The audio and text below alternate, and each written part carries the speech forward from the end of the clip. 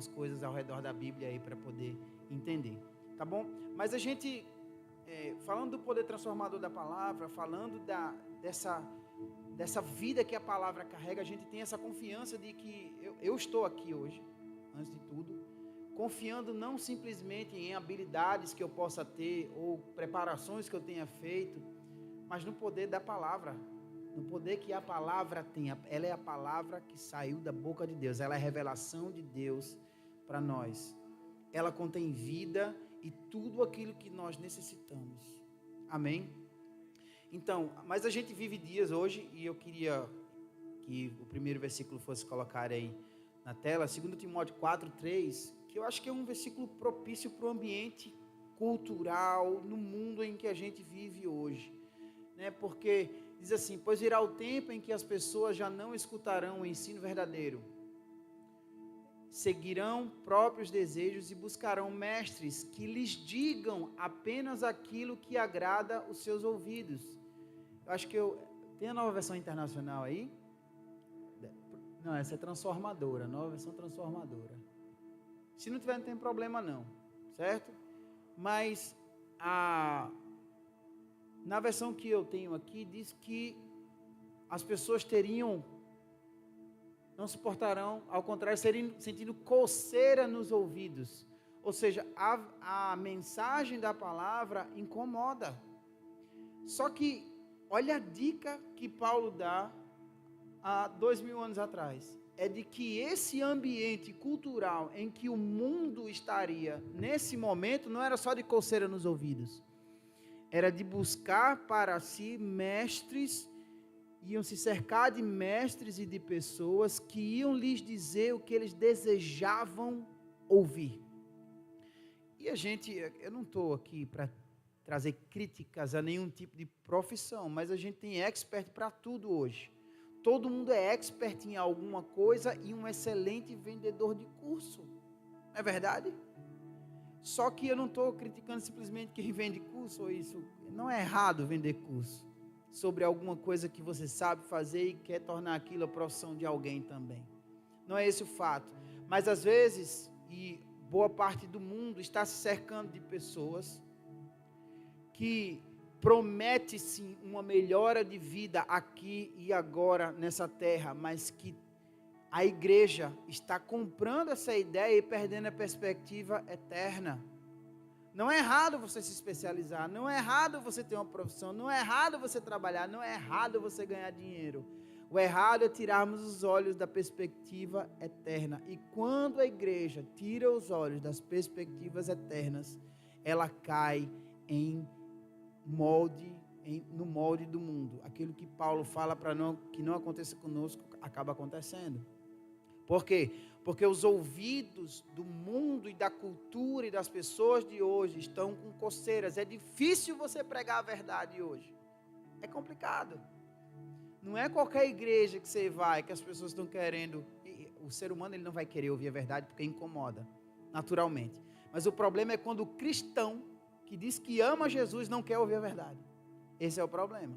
Você entende? Porque o homem caído naturalmente não vai querer ouvir a verdade e pronto.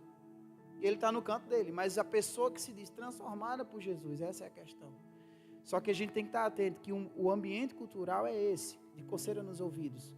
Mas a gente está diante de uma palavra que é viva, que é a palavra de Deus. Ela é o livro mais lido do mundo, mais vendido do mundo, mas também é o mais refutado e criticado.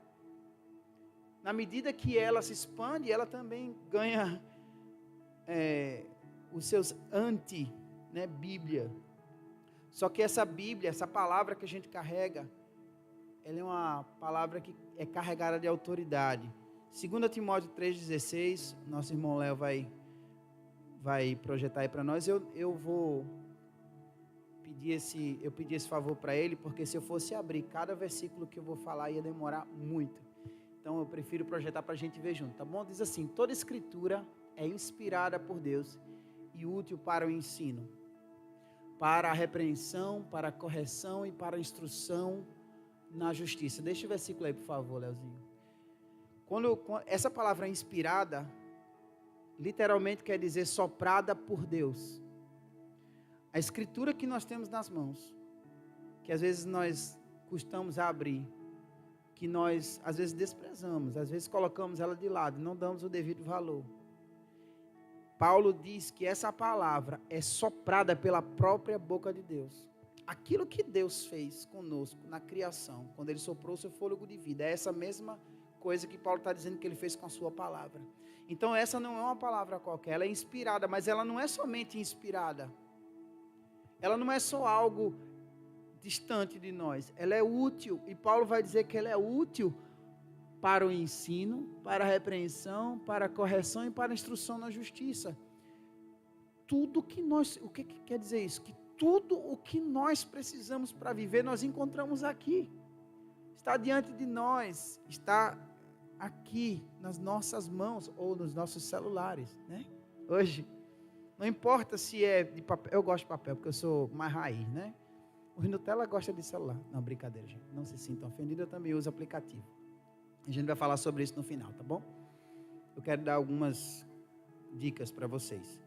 Mas, independente se você lê aqui ou no seu celular, não importa, ela é a palavra inspirada de Deus. Ela não perde a inspiração porque ela é um aplicativo.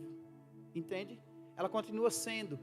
O problema é como nós a recebemos e como nós a praticamos e como nós a lemos. Tá? Sempre foi esse, sempre vai ser o desafio. Mas a gente precisa entender que essa palavra é inspirada por Deus. Eu não preciso tentar inspirar a palavra de Deus, ela por si só já é inspirada. Não importa se homens tentam deturpá-la, se pregam ela errado, não importa o quanto desvios e heresias existam nesse mundo, não importa, a palavra de Deus vai continuar sendo inspirada por Ele. E porque ela é inspirada por Ele, ela tem o poder de nos transformar segundo a imagem do Filho, que é Jesus. Amém? Esse início vai ser mais assim, estudo mesmo, escola dominical. Vocês topam? Desculpa, irmão, aí é o meu jeito, tá bom? Eu disse, você tem certeza? Não, eles têm, irmão. Então, vamos lá. Ela é inspirada, mas eu quero falar aqui hoje também sobre algumas imagens que a própria palavra fala sobre a própria palavra. Que a Bíblia diz sobre a Bíblia, certo? E a primeira imagem, vamos dizer assim, que a palavra traz sobre si mesma, é a imagem de luz. A palavra é luz. Salmo 119, 105, alguém lembra o que é que tem escrito lá? Salmo 119, 105 diz, lâmpada para os meus pés é a tua palavra, luz para o meu caminho, ou seja, quer andar em luz e não em trevas, não em escuridão, não em cegueira espiritual, a palavra é essa luz que nos guia. É interessante porque Jesus falou que nós somos a luz do mundo no momento em que nós manifestamos as obras de Deus no mundo. Vocês lembram? Mateus 5.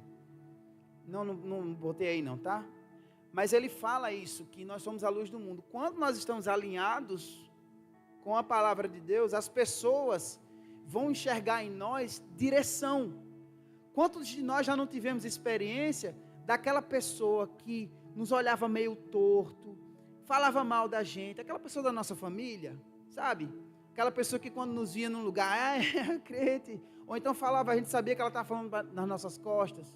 Mas de repente você recebe uma ligação daquela pessoa, ou chorando, ou fazendo um pedido de oração. Sabe por quê? Mesmo criticando a sua vida, se você for um crente sincero e fiel, amante da palavra de Deus, ela vai saber que em você ela pode encontrar direção, mesmo tendo lhe criticado. Entende? Você se torna aquilo que a palavra é, luz, para aquela pessoa. Porque ela diz assim, eu não conheço a Bíblia, mas aquela pessoa conhece. E ela pode me dar direção do que fazer nessa hora que eu estou sofrendo. Vocês estão comigo? Não é verdade? Não sei se já aconteceu com alguém, já aconteceu comigo isso. 20 anos de crente devia ter acontecido alguma hora, né? Pelo amor de Deus. Senão tinha alguma coisa errada. Mas, se não aconteceu com você, eu acho que vai acontecer em algum momento. Aquela pessoa do trabalho, um amigo que você tinha, não sei. Alguém encontra em nós luz. Por quê? Porque estamos alinhados com a palavra. Inclusive, falando sobre autoridade, eu escutei uma frase uma vez que é bem interessante e que eu não sei qual é o autor dessa frase, gente. Eu queria muito saber. eu escutei em algum lugar, mas não lembro. Diz que a autoridade é andar de acordo com o autor. Só temos autoridade sobre alguma coisa na nossa vida quando a gente se alinha com a vontade do autor. Certo? Então, quando a gente está alinhado com a autoridade das Escrituras, aquilo começa a fluir através de nós. A palavra, ela tem que ser autoridade sobre minha vida, sobre sua vida, sobre nossa vida, para que essa autoridade possa se manifestar através de nós, tá? Mas a palavra não é só luz, ela é um espelho. Tiago, capítulo 1, versículo 22 e 24, diz que a gente não pode ser simplesmente ouvinte da palavra, mas praticante, porque aquele que não pratica é como um homem que se olha no espelho e se vai. E esquece dos seus defeitos e dos seus erros, daquilo que ele acabou de conferir. Ele deixa passar. Eu acho que as mulheres muito menos. Né? Acho que não tem uma mulher que eu conheço assim, que gosta de maquiagem, por exemplo, que vai deixar passar um detalhe. Você vai olhar no espelho, e o espelho vai denunciar se a sua maquiagem está bem feita ou não. Eu estou com uma filha adolescente agora, tomara que ela não assista depois do vídeo. Está com 12 anos, mas para sair de casa, tem que ir no espelho e passar alguma coisa. E para a escola, meu Deus do céu, é um desafio, para sair todo dia de manhã cedo. Mas é lá. Fala, minha filha, pelo amor de Deus, você está se paquerando, no espelho? Brinco com ela. Mas por quê? Porque o espelho, ele é um reflexo do que a gente é. E a palavra, ela não serve como um espelho de reflexo do que a gente é, mas do que a gente não é e precisa ser. Vocês estão entendendo? Ela serve como esse espelho para dizer assim, olha, não está parecido com um padrão aqui que eu apresento, que é Jesus. Então, quando é que a gente se olha no espelho? Uma vez no ano? Uma vez no mês? Uma vez na semana? Não, a gente se olha no espelho todos os dias. Eu muito menos, porque eu me assusto toda vez que eu me olho. Né? E eu sou desprovido como irmão de cabelo. Então a gente não precisa estar preocupado. Mas brincadeiras à parte, o espelho serve para denunciar, ou pelo menos para me mostrar qual é o meu estado. Né? Quantas vezes a gente não estava com a boca melada e todo mundo... Aí você vai no banheiro de uma coisa, tem um teco de maionese no canto da sua boca, você não viu, ninguém lhe disse nada, né? Para não dizer outras coisas também, né? Mais constrangedoras. Mas o espelho, ele tem essa função, e a palavra, Paulo fala, ou Tiago fala, que é esse espelho. Paulo vai dizer que a palavra é como um espelho de glória. Quando a gente olha pela palavra, a glória de Deus é refletida em nós. Né? Está lá em 2 Coríntios 3, mas eu não coloquei aí, tá? Mas ela não é somente luz e espelho. A palavra de Deus é também apresentada nas próprias Escrituras como água. João, capítulo 15, versículo 3, diz o seguinte... João 15, 3. É isso mesmo? Acho que você colocou 3 aí. É João capítulo 15, versículo 3.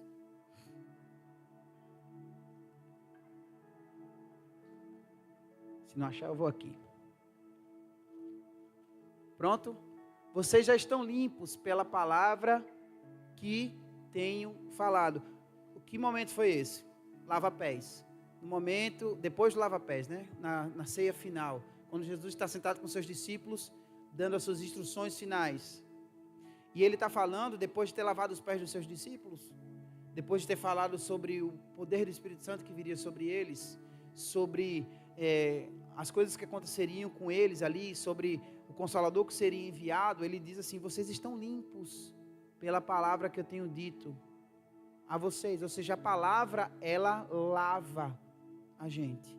Mas tem um versículo, 2 versículos ali em Efésios capítulo 5, do 25 ao 27, que Paulo vai dizer o seguinte, Efésios 5, maridos, ame cada um a sua mulher, assim como Cristo amou a igreja e entregou-se por ela, pode passar, para santificá-la, tendo-a purificado pelo lavar da água mediante o quê? A palavra. E diz assim, e para apresentá-la a si mesmo como igreja gloriosa, sem mancha, nem ruga ou coisa semelhante, mas santa e inculpável. A palavra é água que lava. Paulo usa duas expressões aí: limpar e apresentar. Certo? Limpar a noiva e apresentá-la.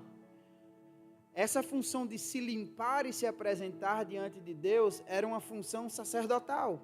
Ele tinha que se purificar na água lá, lavar cerimonialmente para poder entrar na presença de Deus. Jesus está dizendo assim, para você servir a sua esposa, no caso dos maridos aqui, você tem que ser um sacerdote, ser alguém que represente, e todos nós somos sacerdotes, homens e mulheres também, certo?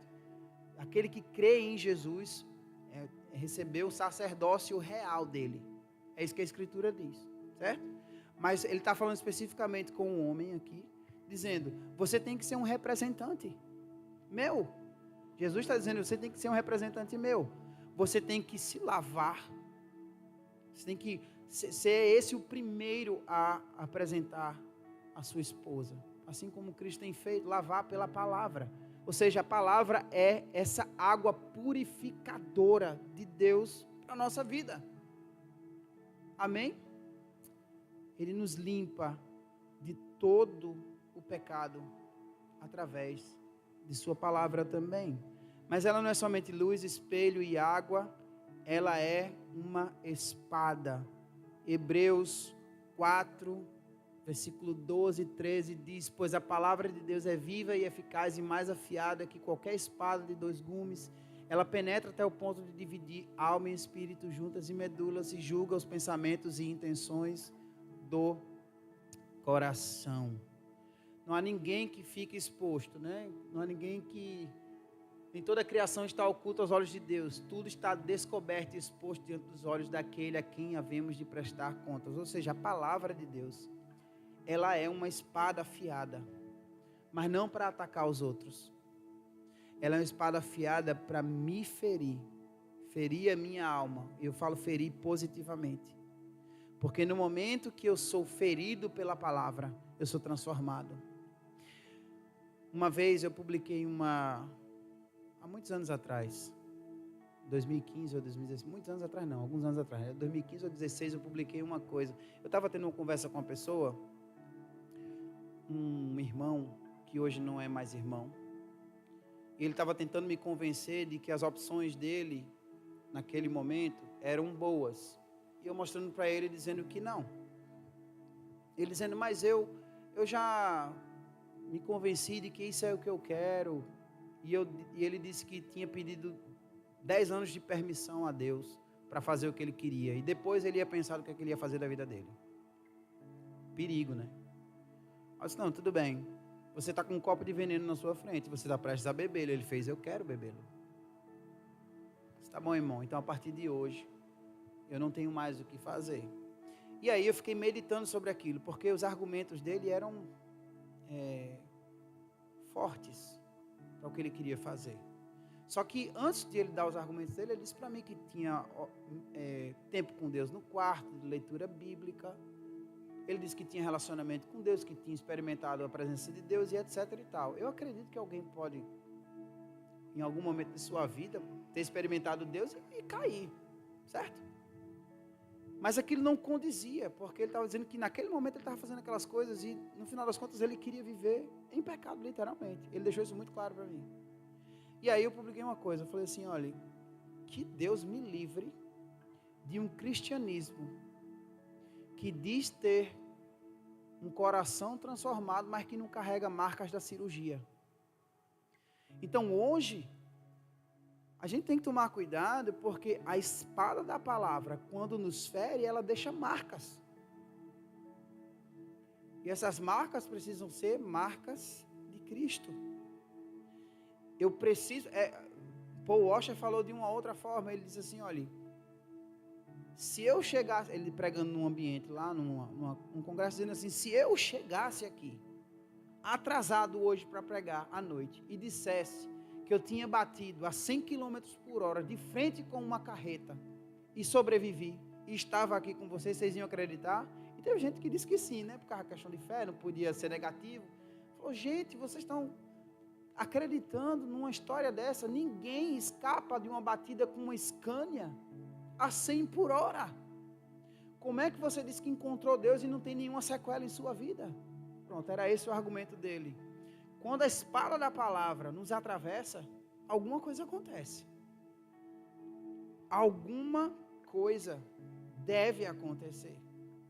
Ela precisa trazer transformação, precisa trazer mudança, perspectiva. A nossa perspectiva muda.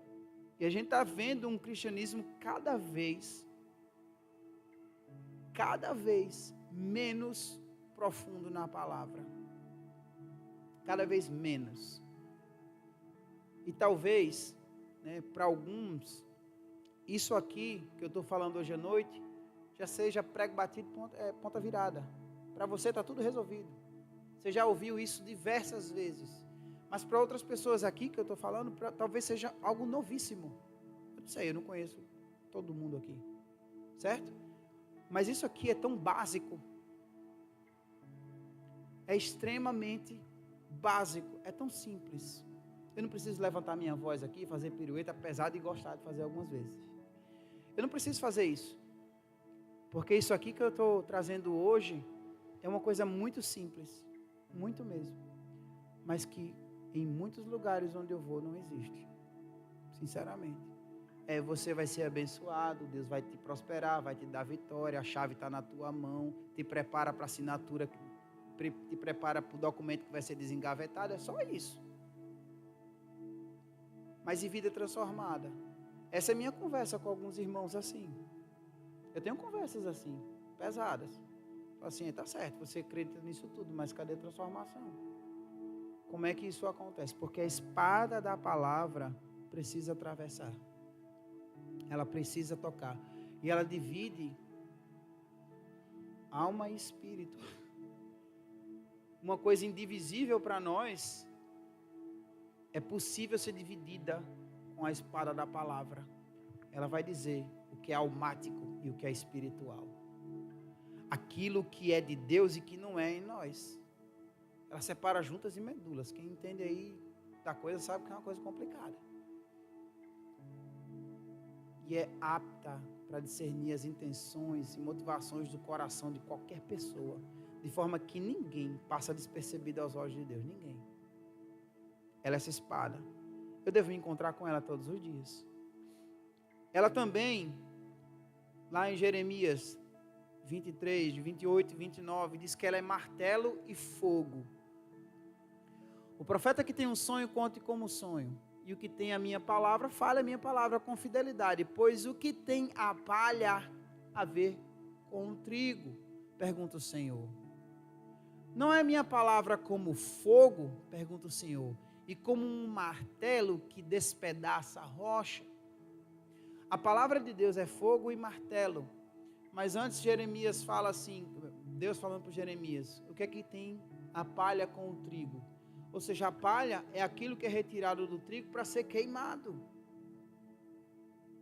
E o trigo, ele é preparado para o quê? Alimentar, para fazer pão.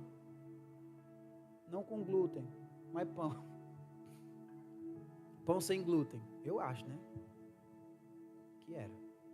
Enfim. E aí, talvez, né? E aí, Deus está dizendo assim, minha palavra não é algo que se queima, minha palavra é alimento. E outra coisa que ela é fogo. Então o que é palha vai ser queimado. Se queima. Mas ela também não é só alimento, ela não é só fogo, ela é martelo. Não há nada duro demais que não possa ser quebrado pela palavra. Vocês estão comigo? Amém? Não há nada duro demais que não possa ser quebrado pela palavra. A questão é, esses profetas aqui não estavam falando a palavra de Deus. Eles estavam tendo sonhos e contando como palavra de Deus. E Deus falou assim, não. Se é sonho, conte como sonho. Se é minha palavra, fale com fidelidade. A nossa transformação acontece quando a fidelidade à palavra acontece. A palavra é poderosa. Ela é martelo. que quebra estruturas dentro de nós que homem nenhum consegue quebrar. Ela consegue destruir em nós coisas que homem nenhum consegue destruir. Mas ela não é só martelo e fogo, ela é como uma bomba ou um projétil. 2 Coríntios capítulo 10, versículo 3 ao 5, diz assim: pois embora vivamos como homens, não lutamos segundo os padrões humanos. As armas com as quais lutamos não são humanas, ao contrário, são poderosas em Deus para destruir fortalezas. Destruímos argumentos e toda pretensão que se levanta contra o conhecimento de Deus e levamos cativo todo pensamento para torná-lo obediente a Cristo. Paulo está dizendo que essa palavra é poderosa para destruir estruturas que estão na nossa mente. Brinque não. Nós, durante toda a nossa vida, construímos crenças e valores que são contrárias à palavra. E Paulo está dizendo que a forma de resolver esse problema não é fazendo como o mundo faz, adquirindo mais conhecimento em algumas áreas, melhorando, não tenho nada contra, já falei no início. A gente acha que o conhecimento humano é capaz de mudar alguma coisa de essência do ser humano. Paulo está dizendo que essa guerra é uma guerra vencida já. Se for uma coisa meramente humana. Por isso que ele fala, as armas que nós usamos não são humanas. A gente não luta da forma que o homem luta. Não são bons argumentos, filosofias e conhecimentos adquiridos que mudam um ser humano. Mas essa palavra é poderosa para destruir qualquer tipo de fortaleza que exista na nossa mente. Qualquer tipo de estrutura que nós formamos durante a vida. Qualquer coisa que queira nos roubar do propósito e da vontade de Deus. Por mais caído que você esteja, falo com propriedade, Deus é capaz de lhe levantar. Por mais destruído emocionalmente, espiritualmente que você esteja, Deus é capaz de lhe levantar.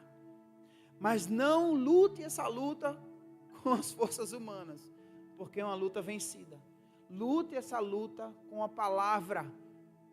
Teve um momento em minha vida, um curto espaço de tempo, eu vou falar um pouco sobre esse período, um pouquinho desse período que eu passei recente, não com muitos detalhes, porque não vem ao caso, mas teve um momento que eu anotei numa folha de papel como essa.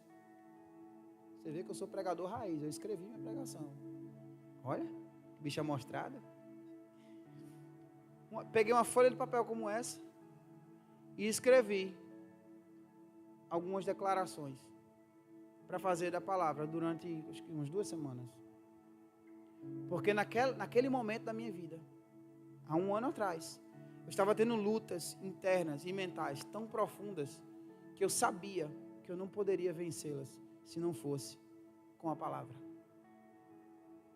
Eram declarações dizendo quem eu sou em Cristo, o que eu tenho nele, a salvação que ele conquistou por mim, a vida que ele derramou sobre mim, o Espírito que está dentro de mim, a minha filiação em Deus, o propósito eterno sobre minha vida, a missão que Ele me deu, o propósito que Ele me deu, o chamado que Ele me deu. Eram coisas assim, bem básicas, mas todas na palavra.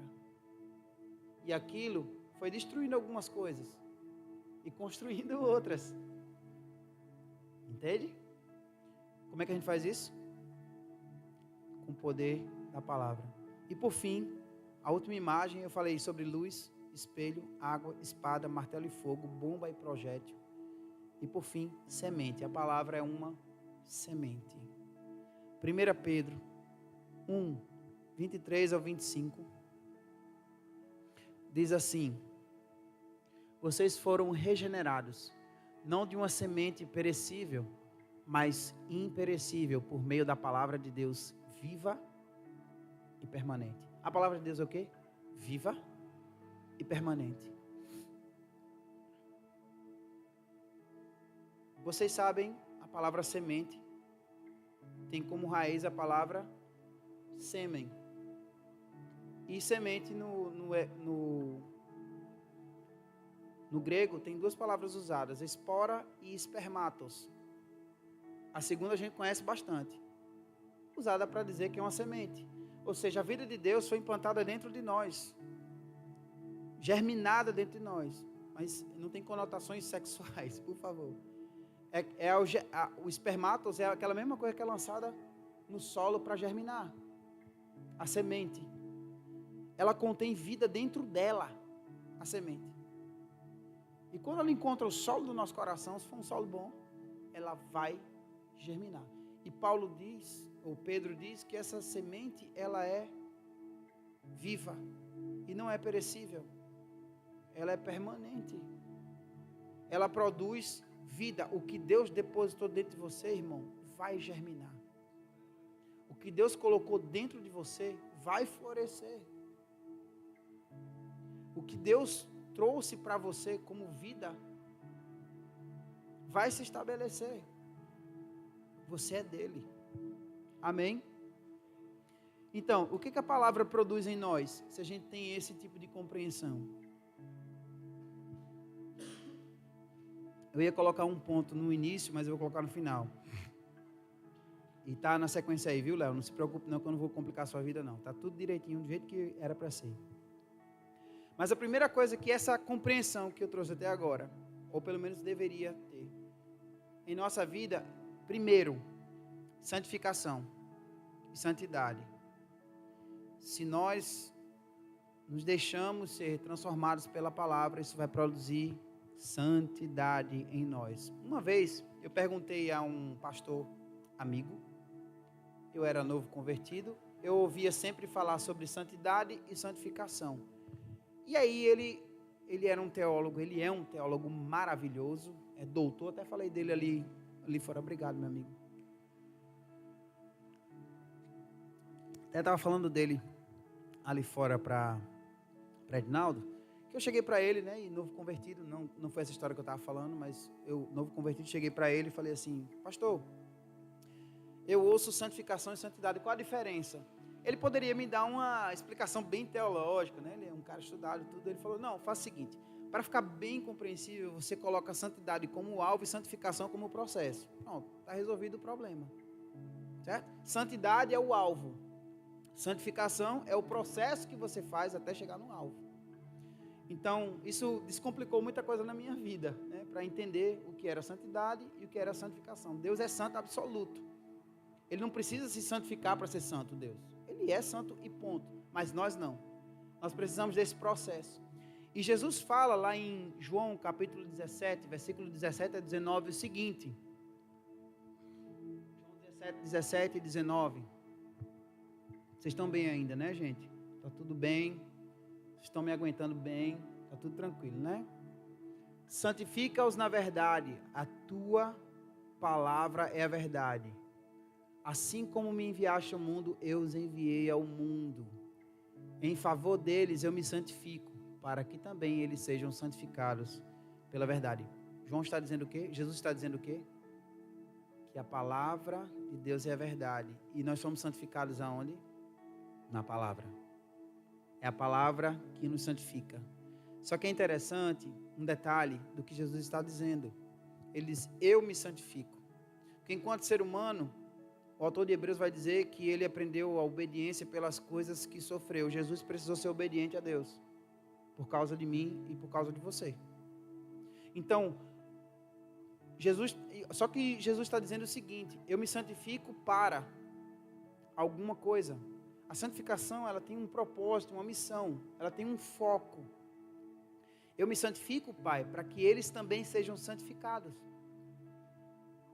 Então, a santidade, a santificação não é para eu arrotar espiritualidade em cima dos outros. Não é para eu me apresentar como um melhor, um superior.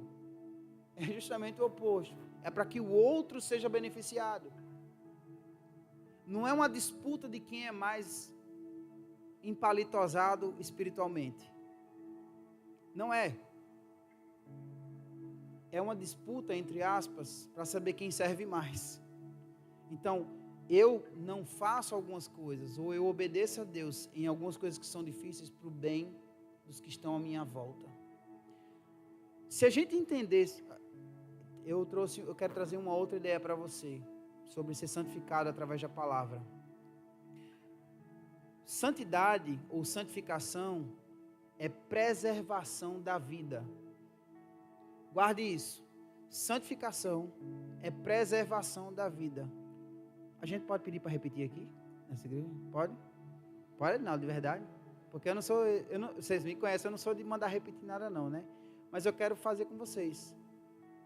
Diga assim comigo: santificação é preservação da vida.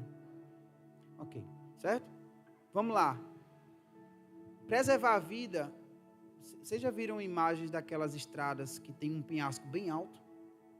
Em lugares, sei lá, Europa, coisas dessa natureza assim, que tem muito dessas coisas. Que só passa um carro na beira de um penhasco e você olha para baixo assim, é uma queda absurda. Geralmente, estradas que respeitam e preservam a vida têm barreiras para os carros não caírem. Aqueles limites impostos não são para tirar a liberdade do motorista, mas é para preservar a vida dele caso um acidente aconteça. Vocês estão entendendo? Os limites que Deus nos impõe não é para nos podar, é para preservar a nossa vida. Santificação é preservação da vida que Deus me deu em Jesus. Eu fui salvo em Jesus, eu recebi vida em Jesus. A santificação é o alinhamento com a vontade de Deus, de forma que eu não perca aquilo que Deus me deu. Vocês estão entendendo? É para preservar aquilo que eu recebi. Senão era só sentar no sofá e viver, e morrer, né? Não, mas eu tenho uma vida para viver. Eu tenho um caminho a percorrer. Só que eu não posso percorrer de qualquer forma. Então, quando Deus fala, não toque nisso, não faça aquilo, não viva assim. Você está entendendo? Sem entrar em muitos detalhes. Deus não está querendo nos privar de alegrias, Ele está querendo que a gente preserve aquilo que Ele nos deu. Santidade deveria ser pelo menos, um ato de alegria para nós, que recebemos a vida de Jesus. Então assim, santificação é para um propósito. O senso de missão nos dá isso, certo? E aí tem um versículo, lá em Hebreus, capítulo 12, eu estou chegando já no finalzinho, tá, gente? Hebreus 12, 14. Diz assim: esforcem-se, ou seja, é algo que você faz, certo? Ninguém se esforça por você. Quem se esforça? Eu. Ninguém vai me acordar amanhã de manhã e dizer assim: ei, leia a Bíblia. Não, eu tenho que me esforçar para fazer isso. Esforcem-se para viver em paz com todos e serem santos. Sem santidade, ninguém verá o Senhor. Deixa aí, Leozinho. Olha que interessante, presta atenção. O autor de Hebreus está dizendo que sem santidade, ninguém verá o Senhor. Só que esse versículo tem duas interpretações possíveis. Uma imediata e outra futura. A futura é o seguinte: se eu não me santifico, eu não verei a Deus. Certo? Mas a imediata, ou seja, o que ele está falando para agora, para a nossa vida agora, que é uma interpretação possível, e no contexto faz todo sentido, porque ele está dizendo assim: esforcem-se para viver em paz com todos, ou seja, para ter relações boas. Certo? Concorda comigo? Ter paz. Como é que você vai ter paz com a parede? Não tem. Você tem paz com outro ser humano. Ou seja, se esforce para que as suas relações sejam pacíficas. Certo? E para serem santos. Porque nessas relações pacíficas que você deve ter, seja santo, porque se você não for santo, ninguém vai ver Deus. Vocês estão me entendendo? As pessoas não leem a Bíblia. Elas leem a minha e a sua vida. E o autor de Hebreus é uma possibilidade, eu gosto dela. Por quê? Porque ele está dizendo o seguinte, meu amigo: Não há uma outra possibilidade das pessoas desse mundo verem Jesus, se não for através da minha e da sua vida. Se eu não me santificar e parecer com Jesus, as pessoas não verão o Senhor. Não há como ter um discurso de pacificação se o meu testemunho para aquela pessoa é torto. Como é que alguém vai ver Jesus se não lê a palavra? Eu tenho que demonstrar. Sou eu que conheço que deveria fazer isso, me esforçando para ter relações boas com as pessoas e sendo santo, para que elas vejam o Senhor. Faz sentido para você? Faz sentido para mim, porque o contexto desse capítulo aqui, no início, é dizendo assim: sendo rodeado por tão grande nuvem de testemunhas, olhemos firmemente para Jesus, o autor e consumador da nossa fé, e avancemos para o alvo, nos desembaraçando de todo o peso do pecado que fortemente nos assedia. Ele está dizendo assim: seja um testemunho de alguém que olha para Jesus, e no momento que você estiver se esforçando para andar em paz com as pessoas e ser santo, elas verão o Senhor. É isso que ele está dizendo, na minha compreensão. Faz sentido para você? Então, a santificação é para os outros, não é para mim. Por incrível que pareça. Eu não me santifico simplesmente porque eu quero ser melhor que alguém, mas para que as pessoas vejam Jesus em mim. Por que tu não faz isso? Por que tu não faz aquilo? Por que tu não vai ali? Eu não estou dizendo para a gente ser fechado, tá, gente? Pelo amor de Deus. Eu vou para show de grafite. É porque meu pai é o dono da banda, tá? Aí às vezes ele me chama para orar lá com o pessoal, eu vou. Tá certo? Eu vou. Esses dias eu fui lá no aniversário dele, ele ficou feliz pra caramba. Subi lá, fui lá para orar com ele, agradecer a Deus pela vida dele. Ele me chamou de última hora para cantar lá. Ninguém explica a Deus. Tá aquele pau, subi no palco, cantei com meu pai. Tá entendendo? Mas por que ele não me pediu para cantar outra coisa? Você entende? Porque existe uma compreensão na vida dele, falada por ele mesmo, a meu respeito. Então ele entende que Jesus é o dono da minha vida. E ele respeita isso. De alguma forma, ele está vendo Jesus. Não sei como, em mim, mas está vendo. Então, às vezes, a gente acha, eu tenho tantos defeitos, tenho tantas coisas, mas as pessoas percebem Jesus em nós, gente. É através da santificação que as pessoas verão Jesus, tá certo? A primeira coisa que a palavra deve produzir em nós é santificação. E a segunda, obediência. João, capítulo 15, versículo 14, são as duas últimas coisas que a gente vai falar. Vocês serão meus amigos se fizerem o que eu ordeno. Olha só, vocês serão meus amigos se fizerem o que eu ordeno. Obediência é um ato de amizade com Jesus. Como é que a gente prega sobre obediência? Você precisa obedecer a Deus. Você precisa. E Jesus está dizendo assim: você quer ser meu amigo? Faça o que eu digo. Faça o que eu ordeno. Obediência, em resumo, a gente pode falar de cada coisa que eu falei aqui, inclusive, dá uma pregação cada trecho desse. Cada trecho desse é uma mensagem diferente. Eu podia gastar dias aqui. Mas obediência, a gente podia falar sobre obediência aqui horas.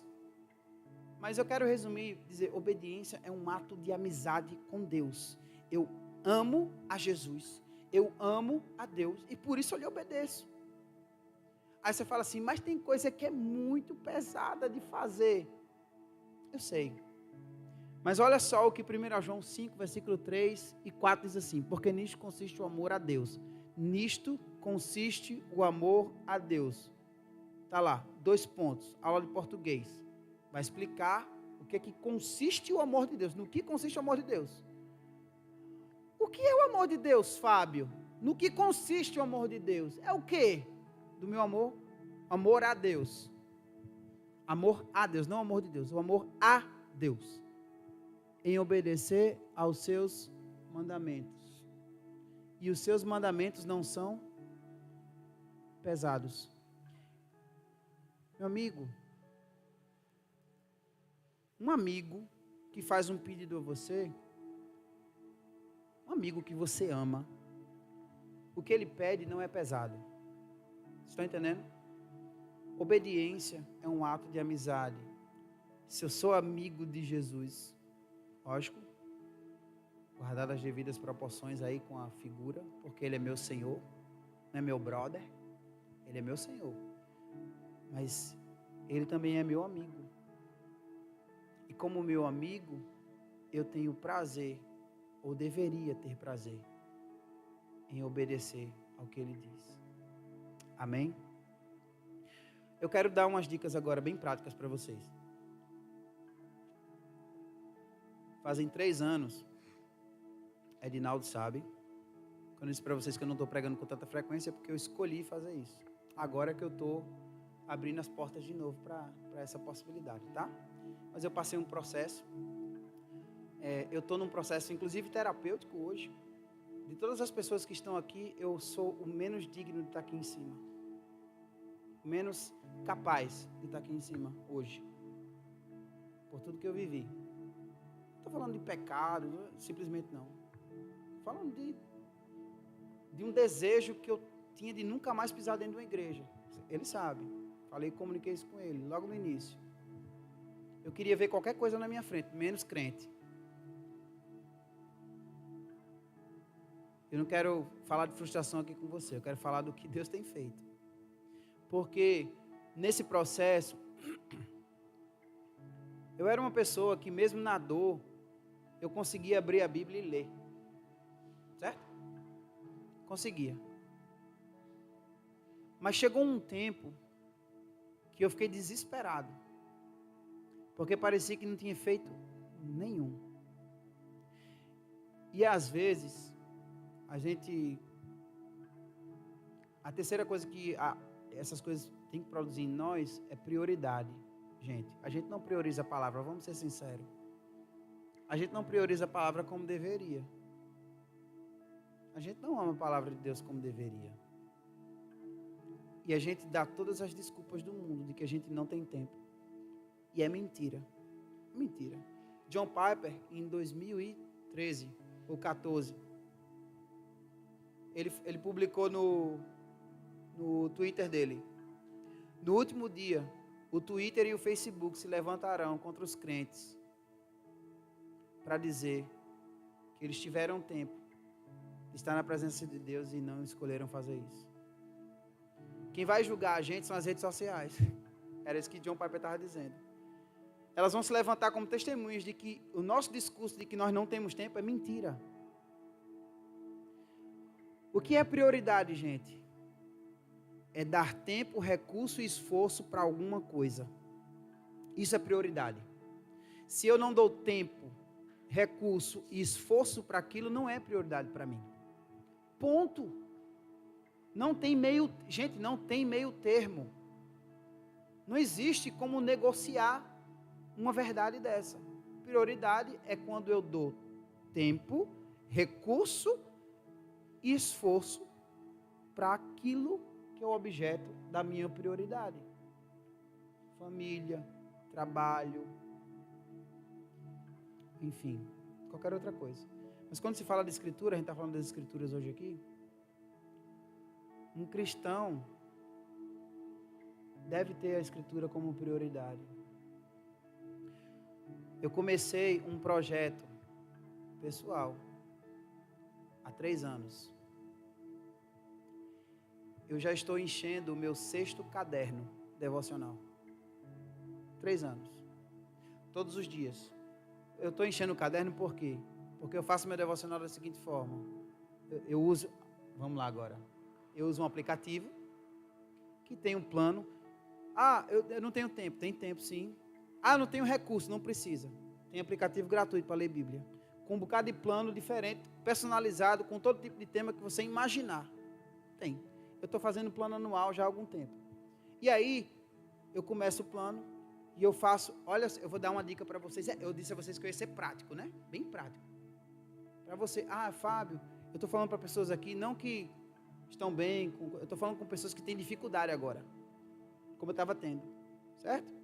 Pessoas como eu, seres humanos, que têm seus trabalhos, têm suas famílias, têm suas dificuldades, têm seus problemas, têm suas doenças, têm suas coisas para resolver, conta para pagar, boleto, certo? O que eu fiz? Pego o texto lá do dia, anoto, boto a data, boto onde eu estou, o horário, leitura, texto tal. Dentro daquele texto, 1 ou 2 versículos, às vezes o texto todo, mas 1 ou 2 versículos geralmente que me chamam a atenção, eu escrevo. Depois eu coloco um outro ponto, chamado percepções e lições. E aí, quais são as minhas percepções e lições daquele texto? Gente, eu garanto a vocês, não é uma tese de doutorado teológico, não é. É a coisa mais besta e simples que eu comecei fazendo. Eu entendi isso e isso, eu compreendi isso e isso. Podia estar completamente errado teologicamente, tá? Mas, para o momento, lá, eu entendi isso e isso, percepções e lições. Aí depois, oração. Eu escrevo uma oração. Eu estou fazendo isso há 3 anos. Isso está crescendo dentro de mim. 3 anos, todos os dias. Há 4 meses atrás, eu não estava conseguindo fazer no horário que eu gosto, que é de manhã, bem cedo. Eu acordo geralmente 4h30, 5 horas. Certo? 5h15 no máximo, eu estou em pé. Eu não estava conseguindo fazer, porque eu estava tendo que acordar, minha filha voltou às aulas presenciais. Eu tinha que acordar ela, arrumar as coisas dela, porque eu que levo ela para a escola, e depois vou para o trabalho, que é perto. E eu estava fazendo meu devocional meia hora antes de abrir a loja onde eu trabalho. Estava ficando muito ruim para mim. Eu tomei uma decisão, acordar 1 hora mais cedo. Aí vocês falam assim, nossa, que homem crente. Esse bicho é de Deus mesmo, viu? Olha só, se esforçando para ler a palavra, meu amigo. Só que eu fiz isso, e eu falei com minha esposa, eu disse, Dani, eu não estou fazendo isso hoje por prazer. Eu estou fazendo isso por desespero. Porque eu estou num ponto da minha vida que, se eu não tomar essa decisão de priorizar a palavra, eu me perco no caminho. 20 anos de igreja, de crente, de caminhar com Jesus. Mas eu disse, eu fui bem sincero com Deus. Disse, Deus, eu estou vindo aqui, o Senhor conhece meu coração, o Senhor não é bobo. Estou vindo aqui, não é porque eu quero acordar de 4 horas da manhã para ler a palavra. Eu estou vindo aqui porque eu preciso. Eu preciso. Sabe quando é que a gente prioriza exercício físico? Quando a gente tem um infarto. É quando a gente prioriza exercício físico. Prestou atenção? A gente sabe que comer açúcar, tomar Coca-Cola feito um louco, faz mal. Mas as coisas que a gente sabe não transformam. A gente precisa de um impacto violento para causar mudanças em nós. Não espere esse impacto violento chegar em sua vida espiritualmente. Não espere, porque quase chega na minha. E por um ato de fé e de desespero, eu disse, Deus, eu estou vindo aqui, não é por prazer, é por necessidade. Mas eu te amo, Senhor. Mas eu estou vindo aqui por desespero. Gente, tem sido maravilhoso. A Escritura, ela transforma. Ela muda a nossa vida. E eu quero orar com você. Depois de tudo isso, eu espero que alguma coisa tenha ficado. Eu espero, de verdade, em você hoje.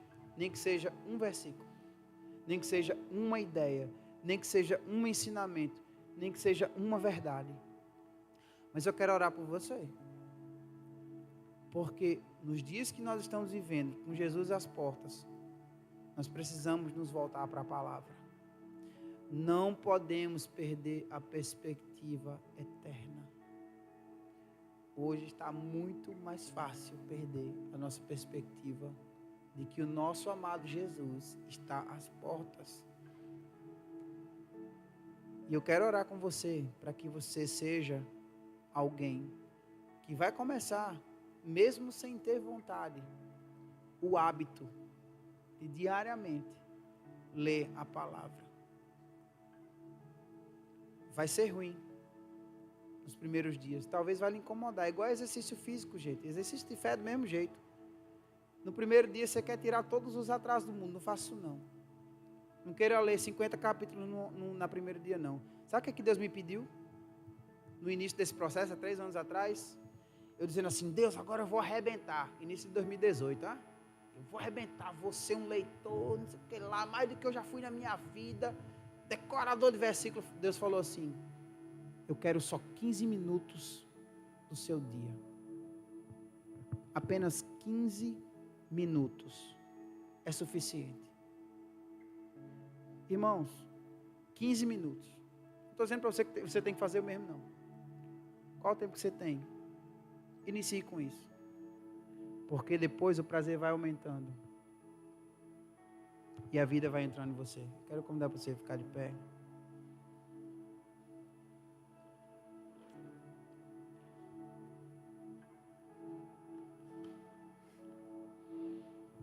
Se você quer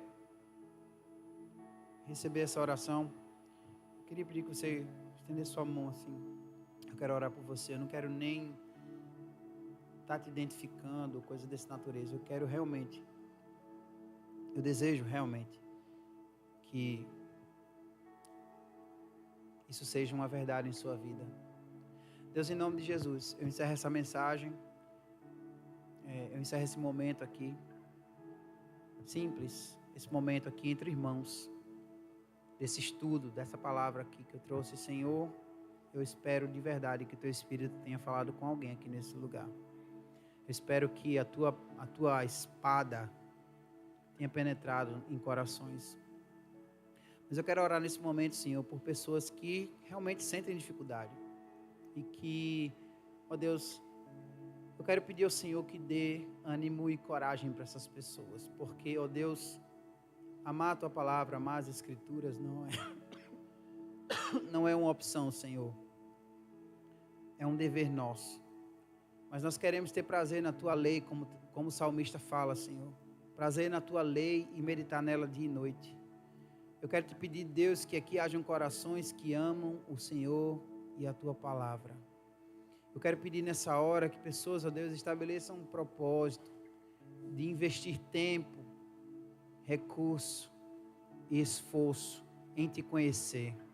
Deus, em nome de Jesus, hoje nós temos tantas possibilidades, tantas coisas gratuitas ao nosso dispor, tanto conhecimento, tanta gente que prega uma teologia saudável, que prega a palavra de Deus com fidelidade.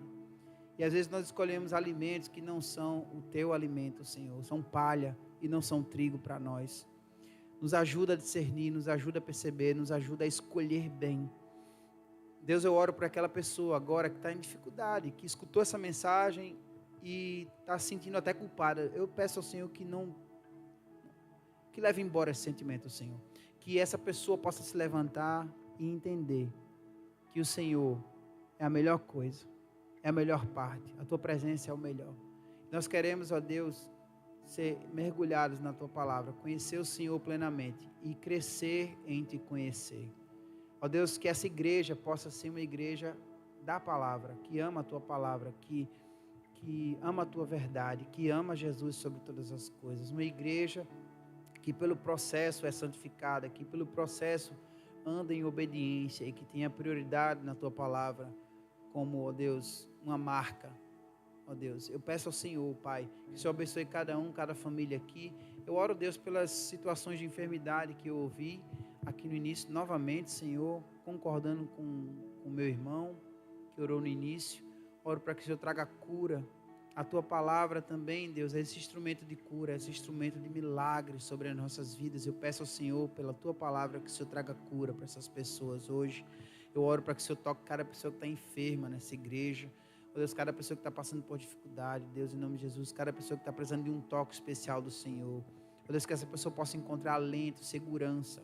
Ó Deus, entender que nós só crescemos quando nós estamos ligados à Tua Palavra, quando nós estamos alinhados com a Tua Palavra, que a autoridade vem sobre nossa vida quando nós estamos alinhados com a autoridade da Tua Palavra, que essa palavra possa nos lavar, que essa palavra possa queimar toda a palha em nós, que essa palavra possa esmiuçar cada estrutura, cada fortaleza,